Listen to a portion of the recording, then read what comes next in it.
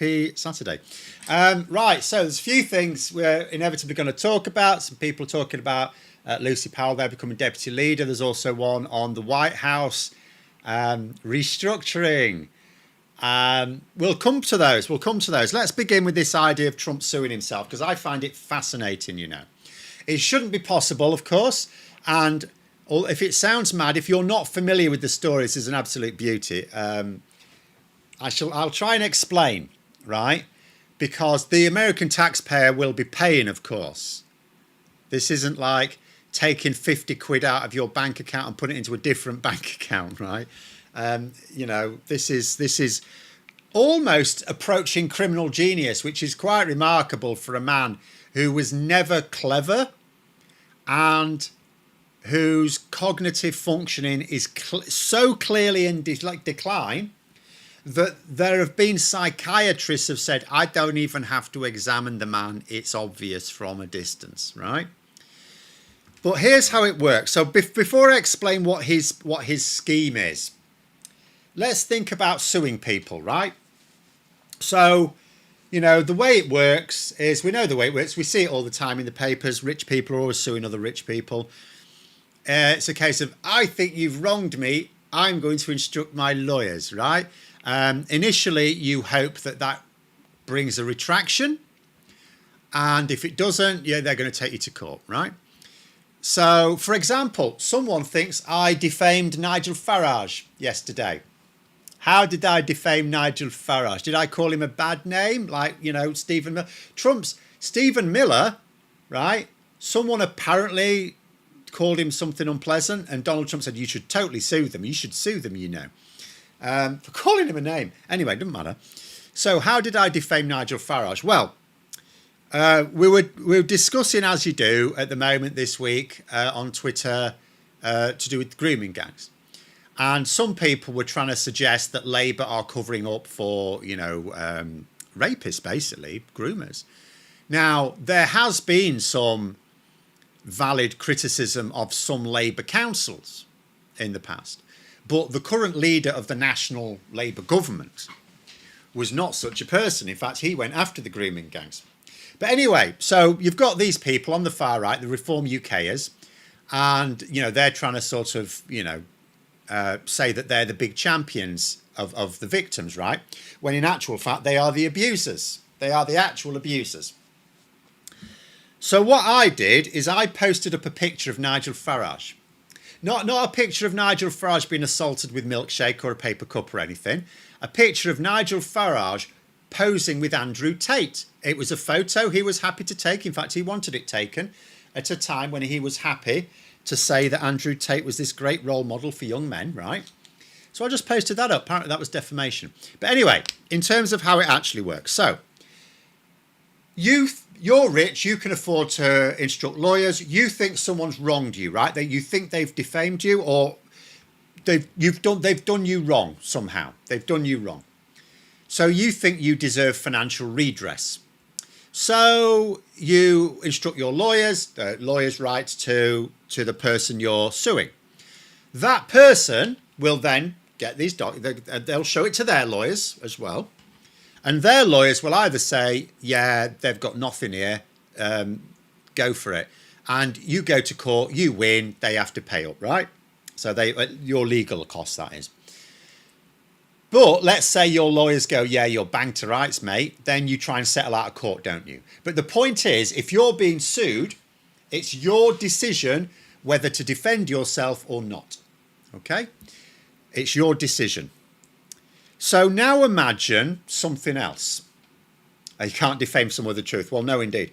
But now imagine that you want to sue the government. And that happens all the time. People sue the government all the time. Sometimes they win, sometimes they lose. Sometimes the government have wronged people and people win cases against the government, right? So let's say you thought the government had acted illegally in a way that had caused you financial or reputational harm. Doesn't matter. They've done you some material harm. You sue them. So your lawyer's letters go off to the government and someone then reviews it. So it'll realistically go to government lawyers and they will again say, you know, what the strength of the case is. But ultimately, it's going to be, assuming it's very high level, let's assume it's a high level case. It's going to be ultimately a minister, maybe even the prime minister, who says, yes, we'll defend this, or no, we won't. Like, maybe even if your government lawyers tell you that you'll probably win, maybe the case is so sensitive that you'd really rather just it didn't get reported on for the next few months, right? Because it could cause political damage even if you're in the right. So ultimately, a minister can decide, we're just going to pay out here, right? Okay. So now imagine, this is where we get onto it. I know it's going around the houses here. This is where we get onto it. Now imagine that Donald Trump thinks that the United States government has wronged him, as he does, right? Because the Department of Justice under Biden prosecuted him. Now, he wasn't convicted because the cases had to be dropped because he became president again. The Department of Justice took too long. This is what I've kept moaning about. They took far too bloody long to bring the cases to court. Now, this is something I talked about recently. Part of the reason for that, of course, is Donald Trump would have employed very expensive lawyers to delay the process as long as possible. So there is an extent to which they couldn't rush it, because then the case might collapse because his lawyers find some little loophole and he gets out of it, right?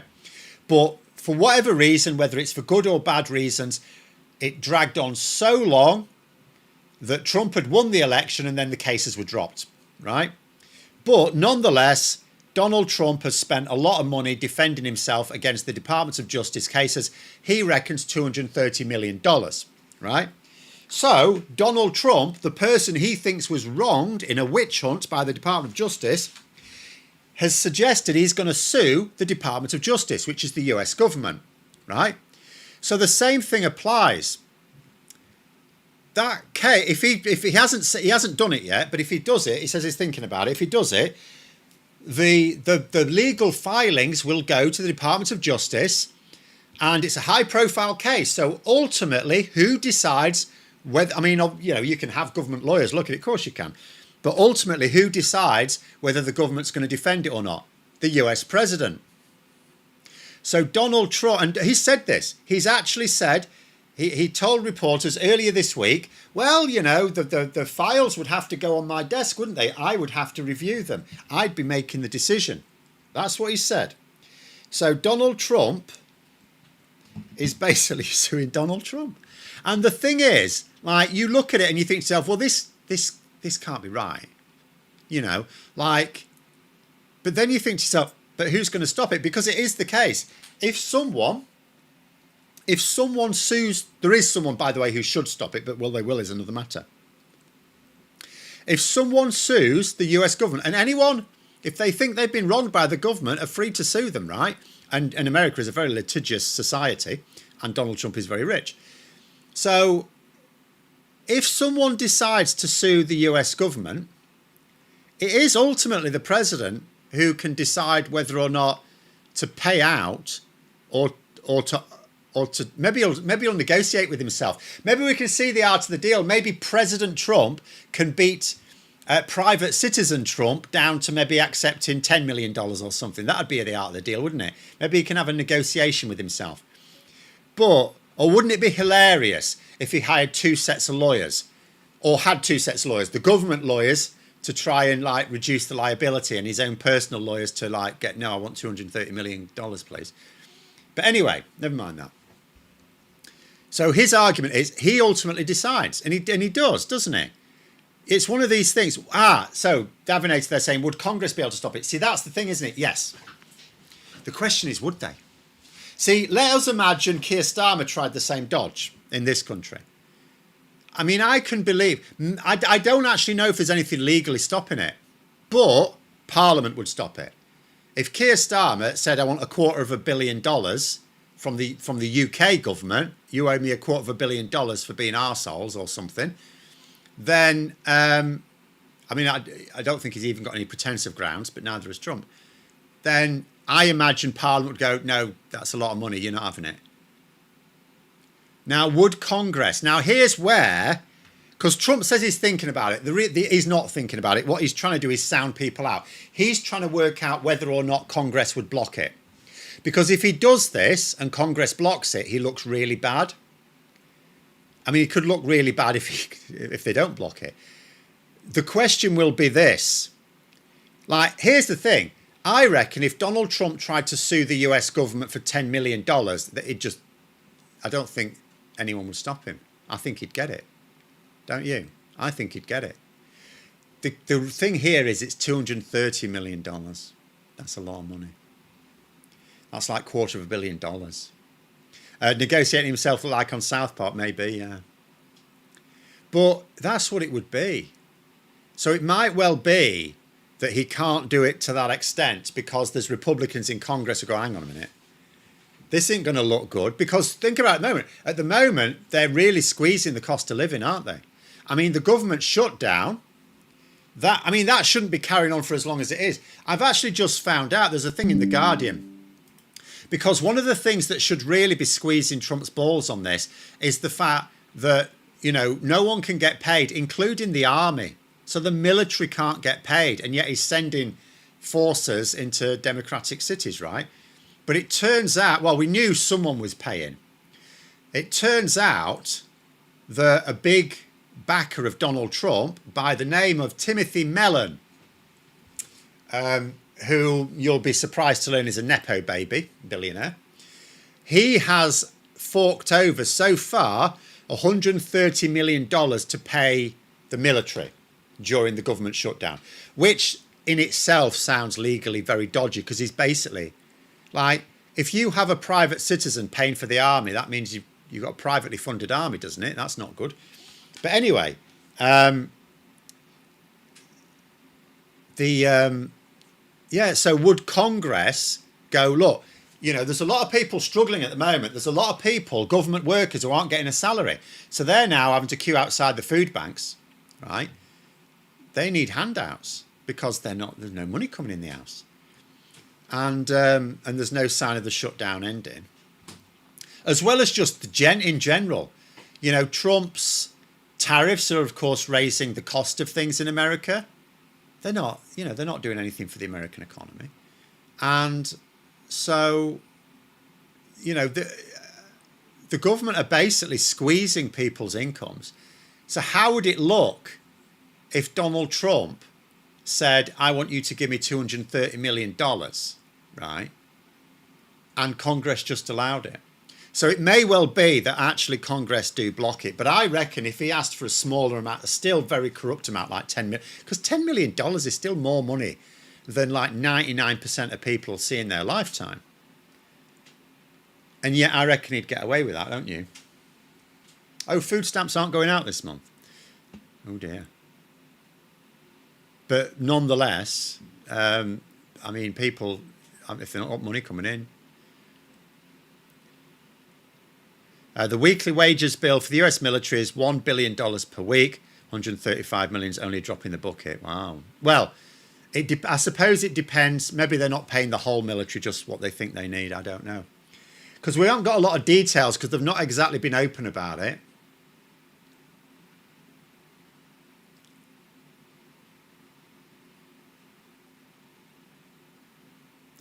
It says here, the Pentagon told the Times that the donation was accepted under the General Gift Acceptance Authority. The donation was made on the condition that it be used to offset the cost of service members' salaries and benefits, said Sean Parnell, the Pentagon's chief spokesperson. But it does say there, according to this article, the donation appears to be a violation of the Anti-Deficiency Act, which prohibits federal agencies from spending funds in advance or in excess of congressional appropriations, and from accepting voluntary services except in the case of emergency involving the safety of human life or the protection of property. They might be able to swing protection of property because if you haven't got a military, you haven't got security services, maybe, I don't know. Remember a part of that Beatles spoof in the 70s called The Rutles by Eric Idle? Had a part where they were all suing each other and Stig Harrison sued himself accidentally. Yeah, except this is on purpose. Because, of course, it's the taxpayer that would pay for it. Because he's suing the Department of Justice, technically. It comes out of their budget. And so that's taxpayer money he wants. to defend himself, to basically pay for the lawyers he used to drag out the cases that would have had him banged to rights if they'd have gone to fruition, if they'd have gone to the end of it. Absolutely insane. Why are all these Nepo babies so far right? Well, a lot of them are because, again, it's like, I mean, at the end of the day, most people look after themselves, don't they? I mean, let us not fool ourselves. There's plenty of people in poverty. If they were wealthy and had been, because it's different. Like if you come into wealth, you could still sort of remember what it was like not to be wealthy, and you still have some empathy for people, right? But if you're born into wealth, I mean, this is what people have explained to me who have got much closer association with wealth than I have, right? You know, I've had several people tell me over the years, including someone quite recently, who I've known people who have been born into wealth. From their point of view, they just don't understand the life struggles. They don't get it. They honestly don't get it. And so, you know, they resent having to pay, like this person, for example, this guy is anti-tax. Because as far as he's concerned, probably he thinks to himself, well, I don't really use public services anyway. Why should I pay taxes for them? And that's how a lot of them think. And also, and I'm going to say there's a lot of people who will campaign for the rich to be taxed more and stuff like that. If they were rich, would not be doing so. Some still would. There are some rich people who campaign for themselves to be taxed more. But yeah, the reason why most of them won't, it's just the way they've grown. Because Nepo babies in particular, they've been born into, and when we say a Nepo baby, we don't just mean someone who was born wealthy, right? We mean born into extreme wealth, where you will not even rub shoulders with ordinary people. They will never meet someone who cannot pay basic bills and yet works hard. These people will never in their lives meet anyone who's hardworking but poor. So they just don't understand the concept. That is what I'm told. They just don't get it. So they just think they're doing what everyone else does and what most people do, which is to look after yourself. I mean, if you think about it, let's think about campaigns, independent campaigns, right? They're mostly led by people who've been a victim of the injustice they're fighting. So, for example, who's driving the campaign against, for like press regulation after the phone hacking scandal? People like Hugh Grant, who were victims of, and Prince Harry, who were victims of the phone hacking going on, right? Who mostly runs charities aimed at getting people off drugs? Previous drug abusers who came off it and want to help other people.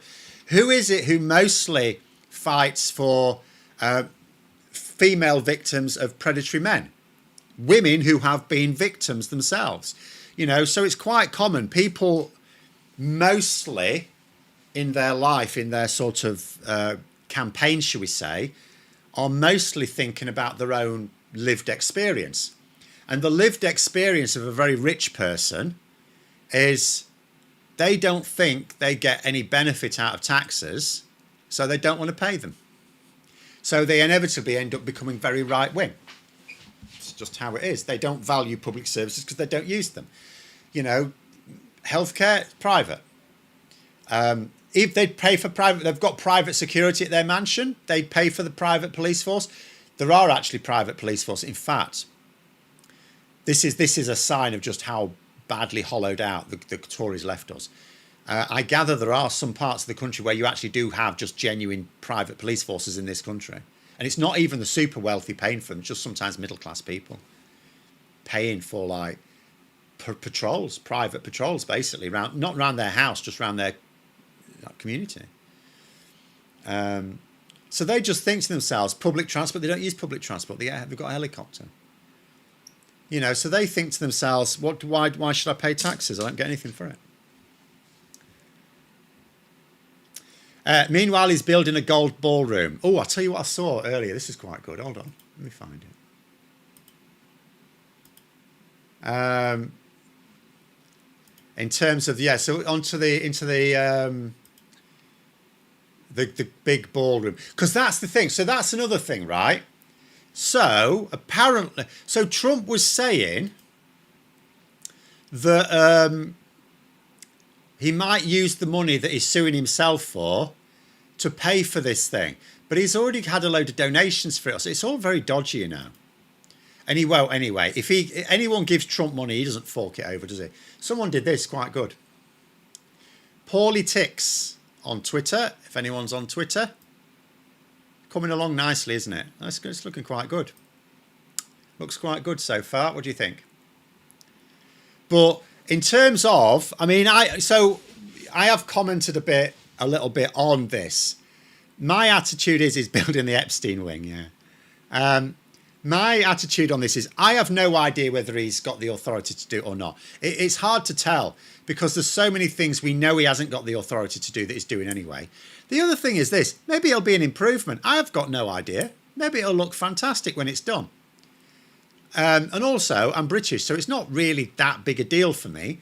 Where I do have an objection to what he's doing, at the end of the day, if he hasn't got the authority to do it, again, Congress should have stopped him. It's really that simple. If he hasn't got the authority to do it, and I don't know whether he has or he hasn't, it's up to Congress to stop him, and they're not doing. So a law that's not enforced is not a law at all. So at the end of the day, you know, if Congress are allowing it, then it's they've effectively given him the permission, haven't they? They've given him the permission. But where I have an issue is the money. If I've seen a little bit of a list, I'm not sure how accurate it is.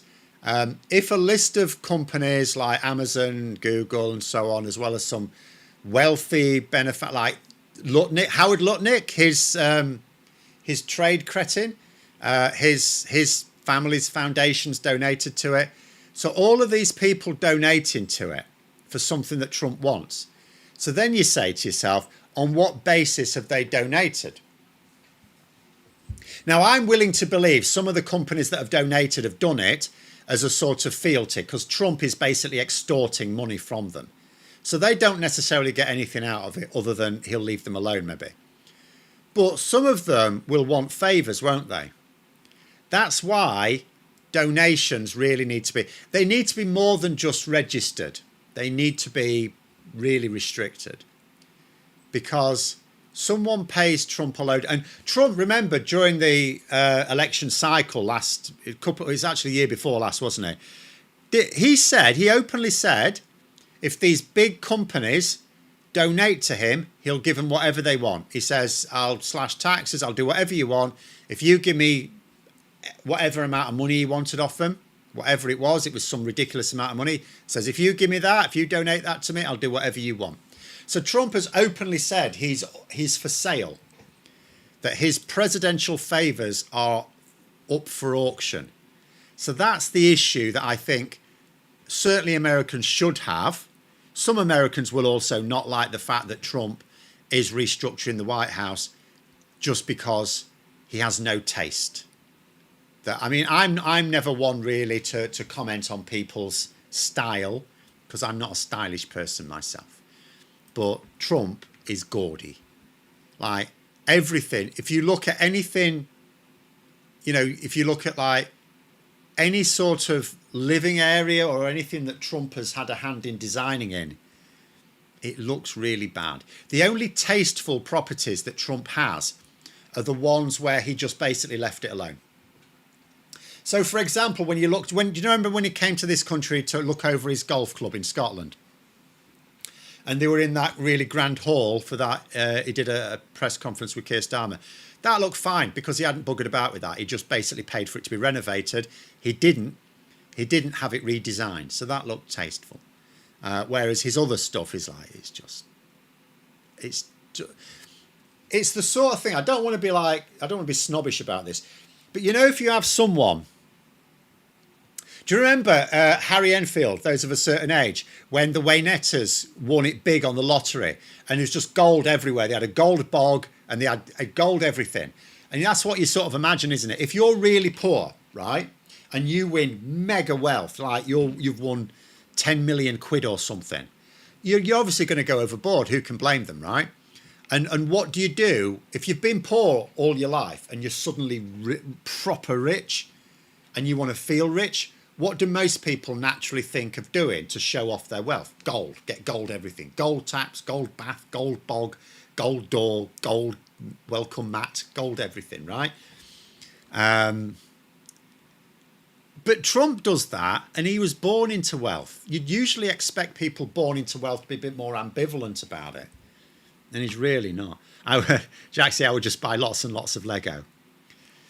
Well, I would probably just buy more Warhammer models. I'd need the place to put them, of course. I need a bigger house to store them. I'm having to get rid of some recently. But anyway, Trump probably keeps a poster of Palpatine on his wall right next to Stalin and Kim Jong-un. Well, he probably doesn't like Stalin because he was left-wing, wasn't he? He was a radical lefty. Kim Jong-un, yeah, maybe. Or Kim Jong-il, sorry, you're suggesting. Trump is the definition of fur coat, no knickers.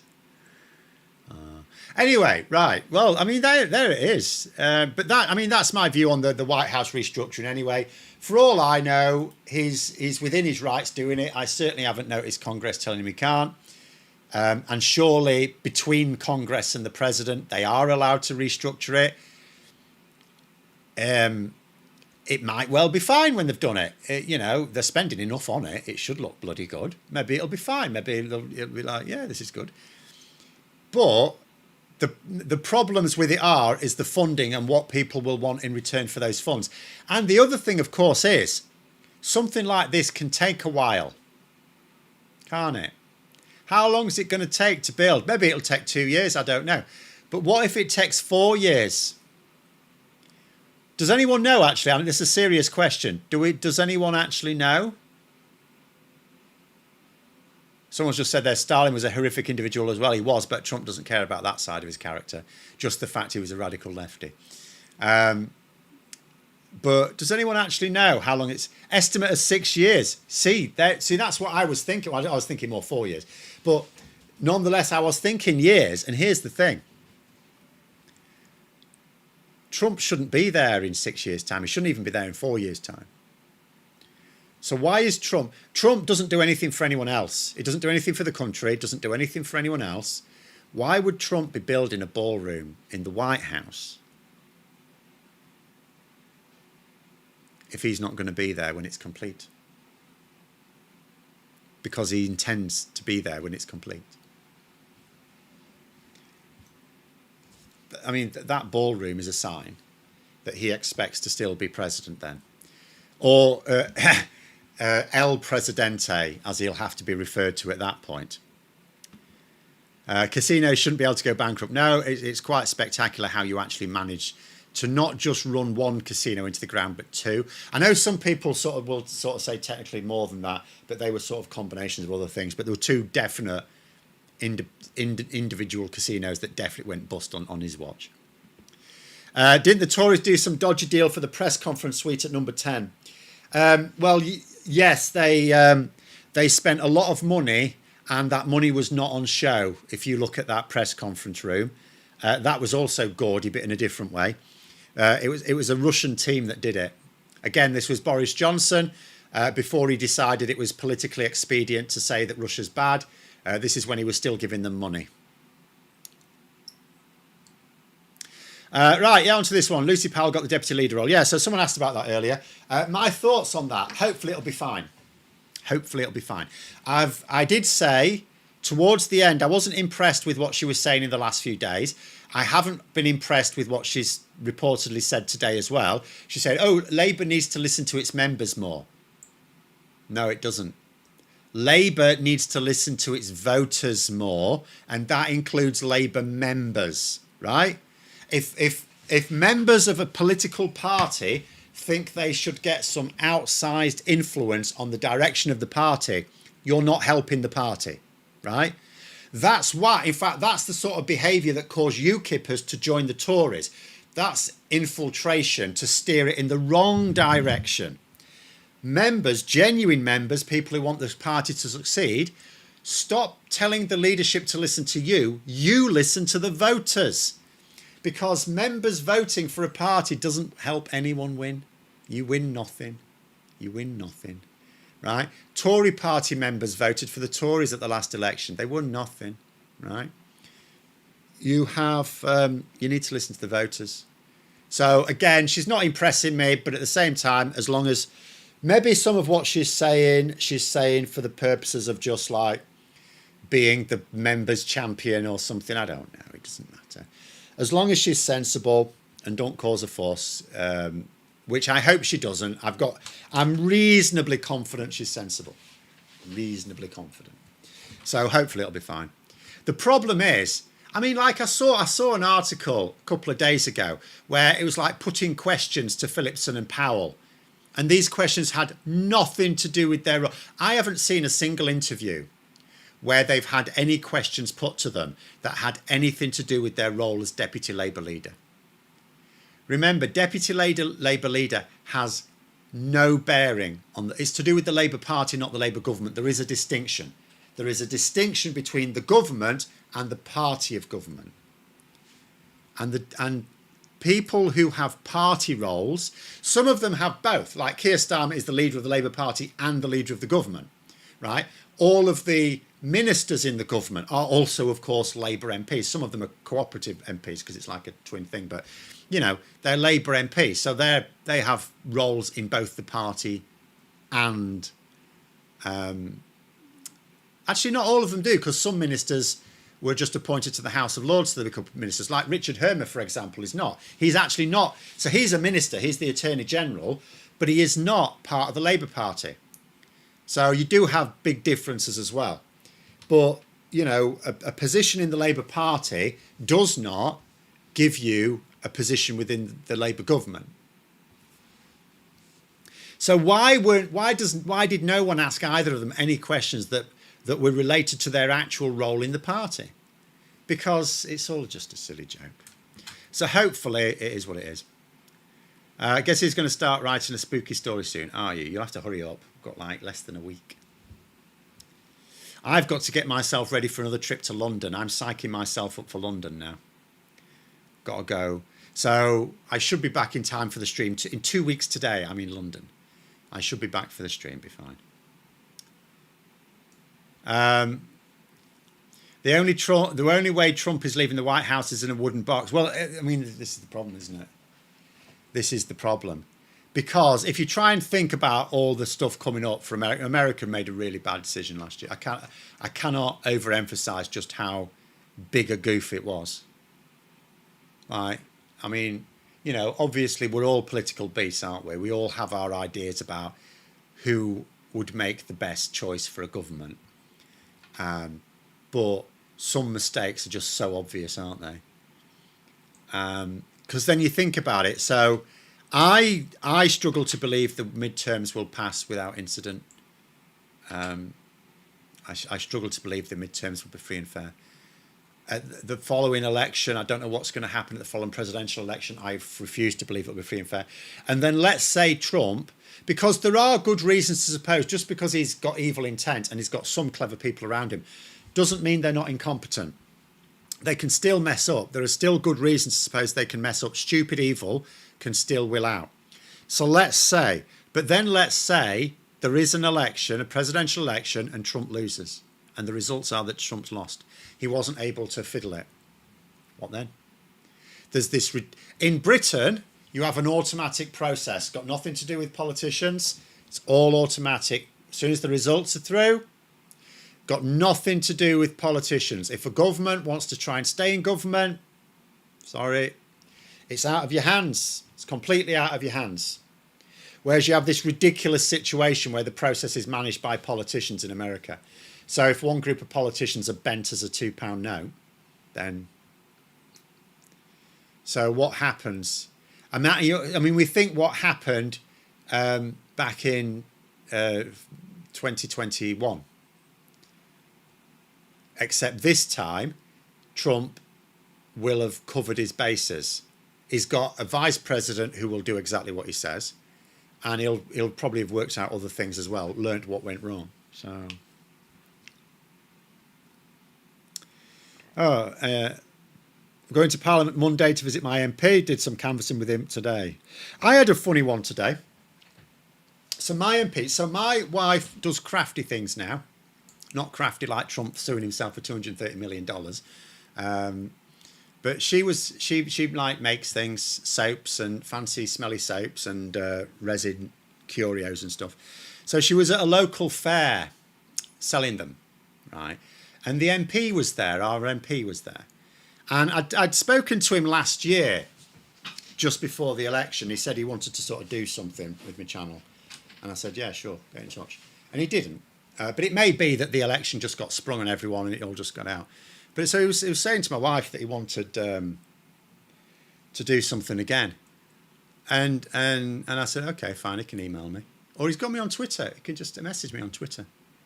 But he said, oh, no, I've got his number. And I'm like, what am I going to do with that? What am I going to do with his number? How's that going to help him get in touch with me? So apparently I'm supposed to contact him, text him or something. And I'm thinking, do you not know how this works? If you want to contact me, you have to contact me. So what am I supposed to do now? I'm supposed to text him. I don't want to text him. Anyway, never mind. I don't understand why he didn't just get in touch with me if he wants to do something. He's got me on Twitter. The channel's got my email, which I get rammed with every day, but I do scan through it and check for, like, I have to check no one's trying to sue me apart from anything else, so I do check it. I mostly just get spam and junk and people making little comments. Sorry if I don't always reply to people, by the way, but I do get a lot of emails. But I do check through them to make sure if anything's important there. Oh, yeah, Jaxie, they're saying, still haven't sworn in the Arizona Congress member. Yeah, I know. Because, of course, that's another vote for the Epstein files. And that's been put to Mike Johnson. All he ever does is roll his eyes, isn't it? All he ever does is roll his eyes. But that's another thing. That's ridiculous, isn't it? The process is automatic in this country. It's automatic. No politician can hold that up. When we have a by-election, they call them special elections in America. We call them by-elections in this country. You have a by-election, right? As soon as you have been declared the winner, that's it, right? Yes, you've got forms to fill in and stuff like that, but it's all automatic. Officials deal with it. You will immediately be sent all the information you need to get yourself sorted. There's no one holding it up. No one. The only political interference in like these by-elections is, so let's say an MP resigns, which happens, or they're recalled because of a recall petition, right? Their own voters have told them they were shit, right? So for whatever reason, your MP is no longer your MP. Now, in that case, politicians do have some say over when the by-election is, because it's the party who lost the MP. So let's say, for example, when Labour, what was that, for Ainsworth or something, when that Labour MP punched that constituent, which is widely considered a really bad move because Sarah Potchin's off on one again. We can do without people like her in Parliament, frankly. We could do without all of them, but she seems to be like more extreme than anyone. But anyway, when he punched that constituent and then he had to resign, it was up to Labour to decide basically when the by-election was. Now, they can't hold on to it forever, but if they wanted to strategically delay it, they can delay it. Or if they want to get it out of the way, they can push it early, right? So it's sort of up to the party that lost it. But that's the only political interference in the process. As soon as the election's taken place, and you can't put it off forever, as soon as the election's taken place, as soon as someone's declared the winner by the returning officer, done. Everything else is automatic. You know, when we have a general election, you know, literally the way it worked with the Conservatives, even if Rishi Sunak had said, I'm not leaving, it would have made no difference. He could have strung it out for a few extra hours if he'd have wanted. That was about it. You know, he gets the call from the king saying, come here, Sunak, I want to sack you. And then off he has to go, and it's all just automatic process. Anyway. And they say, I emailed my MP on behalf of my animals recently because we heard fireworks one night, well before bonfire night. First time I've emailed my MP, but an important issue. It is, but it's probably more of a council issue. I mean, by all means, you can contact your MP about it. They can try and raise something with the bit. For something like that, it's ultimately a council issue. I think MPs prefer if they are contacted. Well, some don't, because some don't reply. I'm not suggesting mine doesn't, but, you know, I haven't had call to contact him much. But and he does get out and about, to be fair. He does actually go out and about. So I'll give him that. He's putting his face out there. But there it is. The Mike Johnson Grindr account stuff has gone quiet. It reminds me of a little thing that came on today. So there were some Republican women trying to be clever, and they put out this thing. You know, what is it Republican wives have that Democrat? Sorry, what is it that Democrat wives have that? Republican wives have that Democrat wives don't? And someone answered, husbands with Grindr accounts. Is it Singapore or something like that where politicians are paid a lot more but are held accountable to corruption more? It may well be Singapore, yeah. Singapore have quite a lot of good ideas on a few things in education as well as politics. So it could well be that you're thinking of, yeah. I mean, that's... See, I would be in favour. In the current climate, you couldn't massively whack up the pay of politicians, but you absolutely should. I mean, what I would do, it would be worth it. First of all, local councillors, all of them should be paid 50 grand a year, right? 50 grand a year, because you, at the moment, you know, if you need a job for your income, you can be a local councillor, but you can only really do your counselling jobs around your work. Sometimes if you've got an understanding boss, you might be able to go to the odd meeting. You're not going to be influential on the council if you've got a full-time job. It's not going to happen. So who are the people who are influential on a local council? People who've got the time. So that's retired people, and that's people who own a business that can run itself. So it must be a lucrative business if it can afford a manager to deal with the day-to-day and you don't need to. If your labour isn't needed for that business, you're rich, right? If your business can pay you a living, but you don't have to put much, if any, labour into it, then... So you're talking about rich business owners is what I'm saying, because not all business owners are rich, but rich business owners and retired people, right? Now, I've got no issue with both of those people being represented, but they shouldn't... But that's basically all you've got. That's all you've got. People with passive income is all you've got making decisions on councils. It's totally unrepresentative. It needs to be a viable career.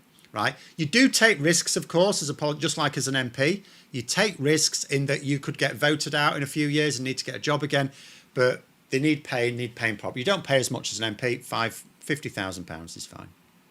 For the number of councillors we need, that wouldn't be very expensive. We could easily afford to do that. It baffles me that we don't. You know, because one of Keir Starmer's personal things is empowering local government. I think the single biggest thing you could do to make local government better is pay councillors. Pay them a proper wage, not some piss poor expenses. So, no, they all should be paid.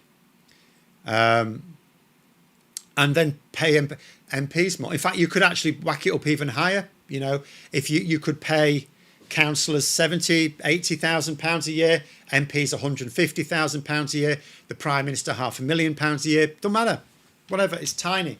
It's not a large amount of public expenditure, and yet the return would be great because you'd get serious people. Because even MPs, you might think to yourself, well, MPs are paid properly, so you can have a representative parliament, but often you don't. You do have some people from ordinary backgrounds who become MPs, but I'll point this out. Normally that's in safe seats. Like you'll look at, for example, Nadia Whittome, right? She was a very young care worker. She's not the sort of person that could really manage a campaign on her own, so she was in a seat that was always going Labour, right? And the same with others that have come from that sort of background.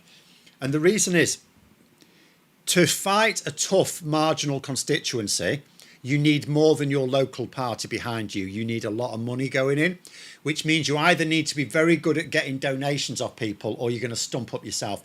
You also need to give up a lot of time to go around knocking on doors and stuff, because if it's marginal, you've got to get yourself out there a lot more than in a safe seat, right? So again, even for MPs where you do get paid properly, you've still got it stacked in favour of the people who have a passive income, because just to get yourself elected in a marginal constituency, you've got you need to give up a lot of time, and you probably have to attract donations. So the thing is stacked there.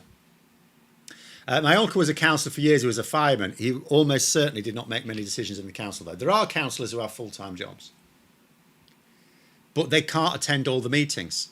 And if you're not a meeting, then you don't get a vote or even a say. Someone just confirmed there, Singaporean MPs earn $1 million a year. There you go. Is it $1 million Singaporean dollars, I assume? Or is it? But, you know, you can pay them a lot more. Citizens' assemblies need to be given more back, in my opinion. Well, you don't use them all the time, but for certain big things, we should use them. They're better than having referenda, right? We should certainly do that, because they'd also be really good for generating interest in stuff. You know, I know there's a bit of like, because we did have a citizens' assembly a few years ago, and it sort of fell flat a bit, but we should do that.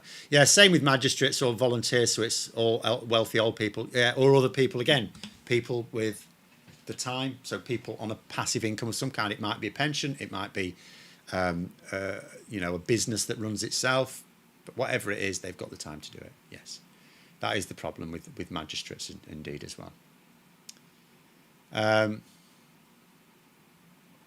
You do get some absolute ed cases as local councillors, though. Well, you get a mix. My experience is you get a real mix on local councils. About half of them are there for all the right reasons. They really are community spirited and they're really trying their best. And the other half of them on the take, or they are, as you say, mad as loons.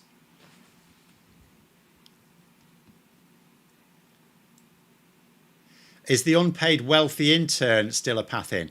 Well, it depends on a path into what. So Labour, for example, I'm fully in favour of this. The Tories hate it, by the way. So Labour have said now that new government interns will have to come from ordinary backgrounds. So, you know, it's not just that, you know, Tarquin can't be funded through an internship by mummy and daddy, mater and pater. They're not even allowed to apply, because it's too far out of whack. There's too many upper middle class people in the civil service. The civil service isn't representative. So Labour have basically said, that's it. We're going to, what's it called now? Positive discrimination. We're going to have people from, like, you know, ordinary backgrounds getting these internships now, where it is funded as well. Otherwise, there'd be no point.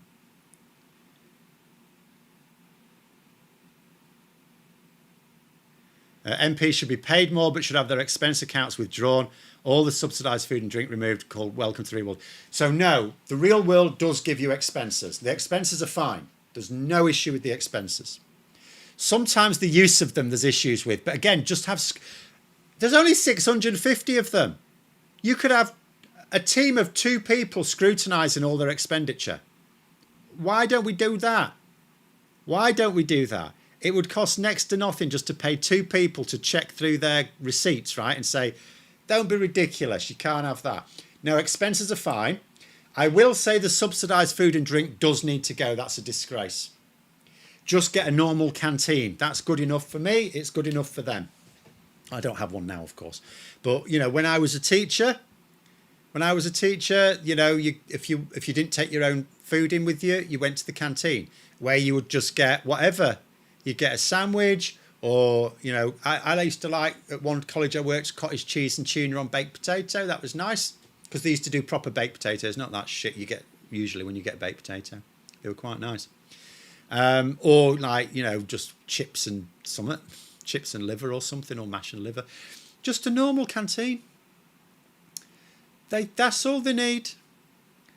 It's not even the case. It's not even the subsidised nature of it as well, although that's poor.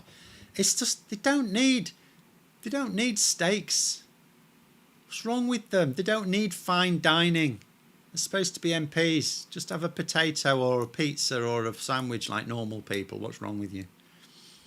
But yeah, they should certainly get rid of that. But what they also should do, pay them. This can be the deal, right? Pay them properly, but they're not allowed to earn outside money. They can do jobs if they need it for registration. We all know that there's the thing about the doctors and the lawyers and stuff. They need to do some work to maintain registrations. That's fine. But the money has to be taxed at 100. That's what I've said. I've suggested a special tax rate for all politicians. Pay them properly, but then they have a 100% tax rate on all outside income. So if they've got a business that's just chugging along nicely, still bringing money in, that's fine. That's fine. But they have to declare it and they have to pay 100% tax on it. And they don't get to shift it offshore. None of that offshore bollocks. It's like if you're going to be a British politician, your money can be in Britain as well. You can show a bit of bloody patriotism, right? That's proper patriotism, not your plastic patriotism, where you wave a flag but send your money offshore. What good's that? Probably bought the flag from China as well. Bought the flag from China with money that's stored in the Isle of Man. No. Your money's in it. You have to declare all your income internationally, all of it. You can have a business in America, that's fine, no problem.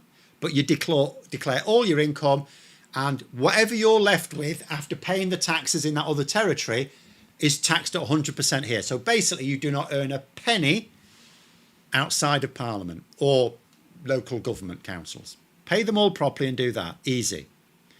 Yes, I agree. Close all the loopholes surrounding blind trust. Yeah, I don't know how easy that is, but anything that you can stop them earning anything. Force them to declare every penny of income, no exceptions. Doesn't matter where that income is, where in the world it is. If you're going to be an MP or a councillor, if you're going to be paid properly, this is the covenant. If you're going to be paid properly, then you don't earn anything else. You manage on that money or you do without.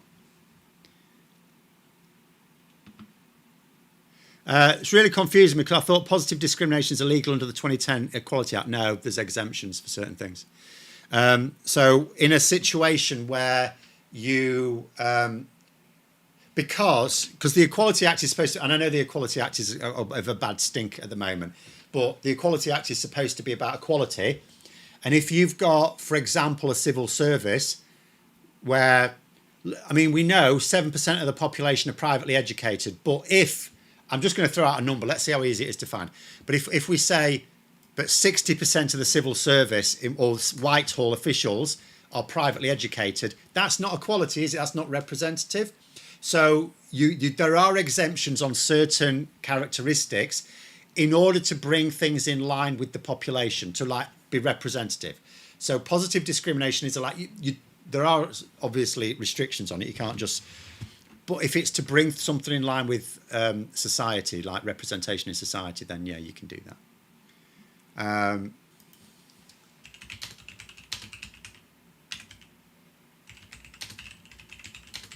Let me just see how easy this is to find. So according to Google AI, we've got some information from 2019. So it's a few years old, but still won't be that much different now. It says the high-ranking Whitehall, this was as of 2019. High-ranking Whitehall officials such as civil service permanent secretaries, 59% were privately educated. That's compared to 7% of the population.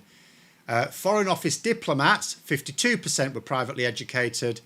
That is compared to 7%.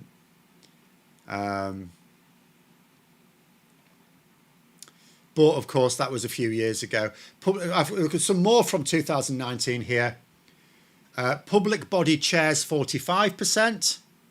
Top Whitehall ranks, 39%. Oh, it says actually, top Whitehall ranks, 39% attended a private school and then Oxbridge. That means either Oxford or Cambridge. So, because that's your other thing, isn't it? And they are good universities. I'm not knocking them. But they're not the only good universities. You shouldn't be recruiting everyone from Oxford and Cambridge because, again, it's not representative.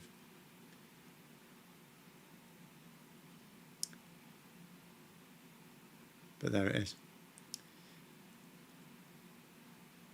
Chinese restaurant was one I remember I was told about being exempt in business studies like 2014. There are exemptions. Yeah, I mean, that's a different thing. That's a different type of exemption. But yeah, there are certainly exemptions. Needing a university degree to get into top tier civil service will skew the figures. Yeah, I mean, there are certain jobs where you do expect to have a degree, though. But I will also say that, you know, in the last few decades, there has been a big drive to get people from various backgrounds into university. I mean, I was part of that like wave. For people who remember in the 90s, so you used to have like universities and polytechnics, and then the polytechnics became universities. It was all part of a drive to get more people to do degrees. I mean, I was the first person in my family on either side to go to university. So, my family on both sides weren't like upper middle class at all by any stretch of the imagination. They weren't even middle class, really. Although my parents probably were. So, yeah, that's how you deal with that. At the end of the day, the civil servants and civil servants, right? Not every civil servant needs a degree. But when we're talking about we're talking about the top ones, Whitehall, it is a complex thing. It's reasonable to suppose you've got degree level education to at least show that you're capable of abstract thinking and complex problem solving, right? So the answer to that is two things. First of all, make sure you've got more people from ordinary backgrounds going to universities, the ones that are capable. It's not for everyone, but it is for plenty of people who don't otherwise go. And the second thing is just to make sure that you don't have artificial barriers to entry into the civil service, which is something that, to be fair, Labour have looked at and gone, yeah, we're gonna focus for a little bit at any rate, interns from ordinary backgrounds, like where they've got a degree perhaps, but their parents don't. I can't remember what the exact specifications were. Hold on, let me see if I can find it again.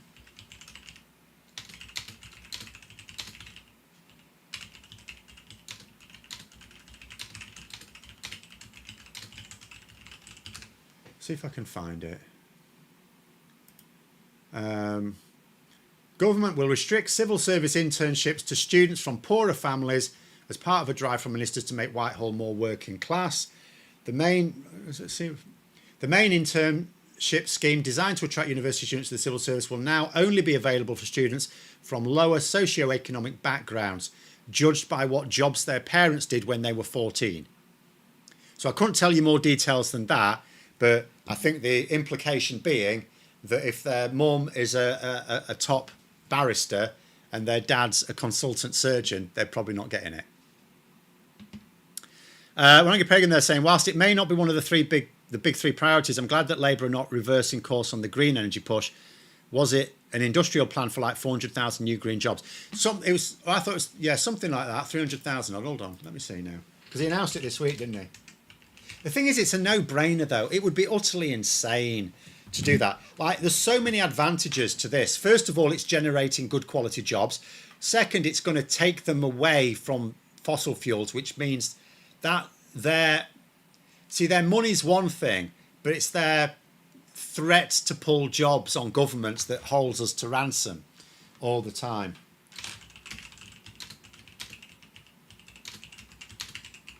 Let me see if I can find what it was.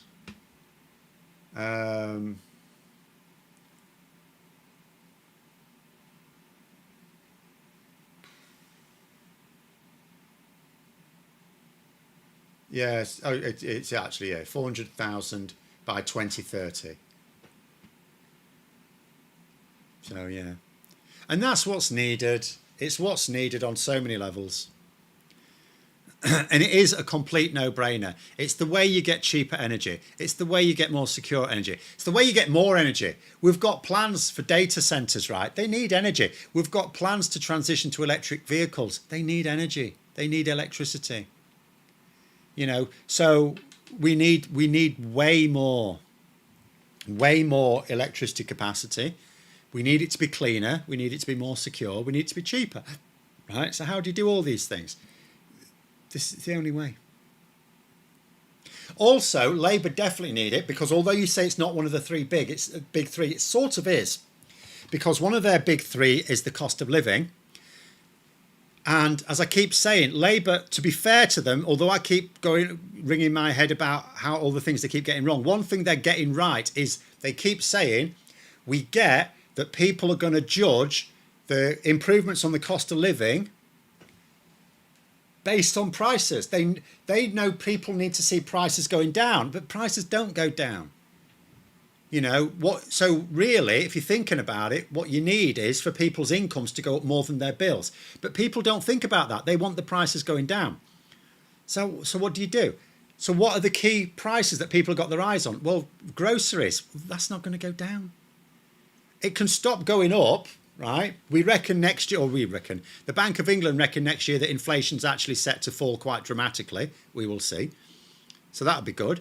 But nonetheless, that unless you get negative inflation, which we're not going to get, deflation, the prices are still going up. So what else have you got? Well, water bills are going up because we need to pay for this pissing investment now. You know, council taxes are going up.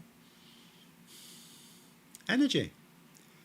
People, you know, some people are spending hundreds of pounds a month on energy. Like most people spend a good 150 quid to 200 quid a month on energy, on electricity and gas. The government's got some control over that.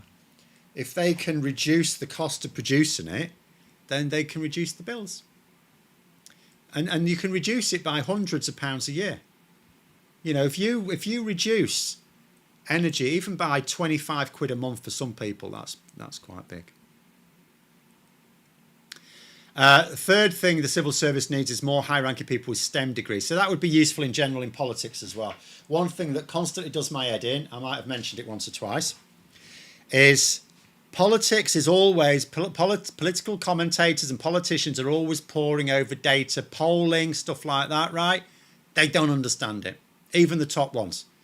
Keir Starmer knows nothing about data. He's a lawyer, right? Knows nothing. So he relies on advice from people, but he's hiring the wrong people, as we've seen, right? It would be a lot better if we had people in politics who could at least read data. I'm not knocking people with humanities degrees. You need those as well, right? They're really, you know, people who've got degrees in history and literature and stuff like that's really important because there's a lot of lessons to be learned from. I did a video last week about what we can learn from literature, right? We also can learn from history. We could do with more people. In fact, it's baffling to me that there are so many historians in Parliament and they never seem to learn lessons from history. They must be shit historians, right? And you also need people who don't have degrees at all. You need people who worked in non-graduate professions as well. You know, you need a big spread. You need people that come from all sorts of backgrounds.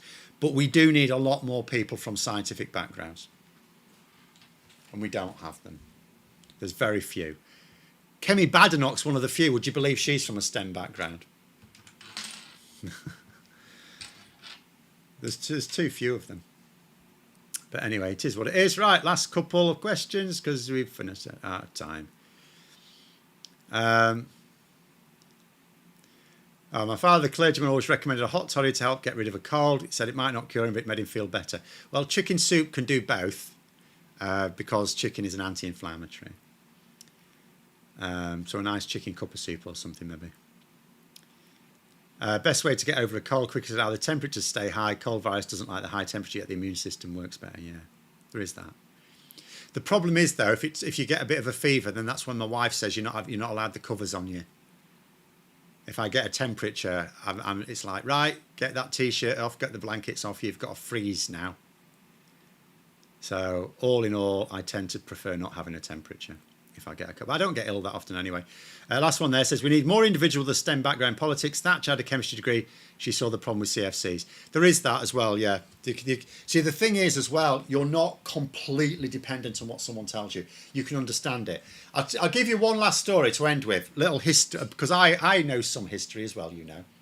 So General Groves, if you don't know who General Groves is, he was the person who he was actually a colonel, actually.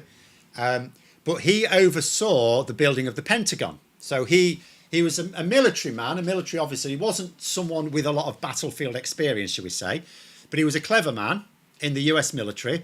So he oversaw the building of the Pentagon and then also the Manhattan Project. So he was the military person in charge of the Manhattan Project. And he would have the top scientists, Enrico Fermi and people like that, right, and explaining the stuff to him. And they just thought he was some idiot soldier. So they just went, it's like this. It's all really complicated, General. It's all really complicated. And he was made a general, by the way, because he thought it basically wangled promotion because he was a colonel. But he thought, oh no, this is far too big a project for a colonel. You need a general. And because he was clearly the most suitable person for the job, they said, well, we'll make you a general then, which is a good way to get a promotion, isn't it? But anyway, so apparently in one particular meeting, they were going through some facts and figures and stuff like that. And they just thought he was some idiot soldier boy. So they were just blah, blah, blah, blah. And then he spotted a mistake they'd made. And they went, oh yeah. So he sort of showed he understood it. He could understand what they were telling him. So, you can get people from these backgrounds, and it's really important. You don't need everyone to have a science degree. We do need people with humanities degrees. We need people with other backgrounds as well. But there are just not enough scientists. Not enough people who understand complex maths. They wouldn't make half as many mistakes if there were people sat round that cabinet table who, when they went something like, winter fuel allowance, if they had someone who said, I want to see the data on that, because that don't sound right to me. And then they get it in front of them and they go, that's wrong. That's what you need, people who can do that. Anyway, we'll leave it there. Thanks very much. Thanks for coming on. Have a great rest of day. And until next time, I'll see you later.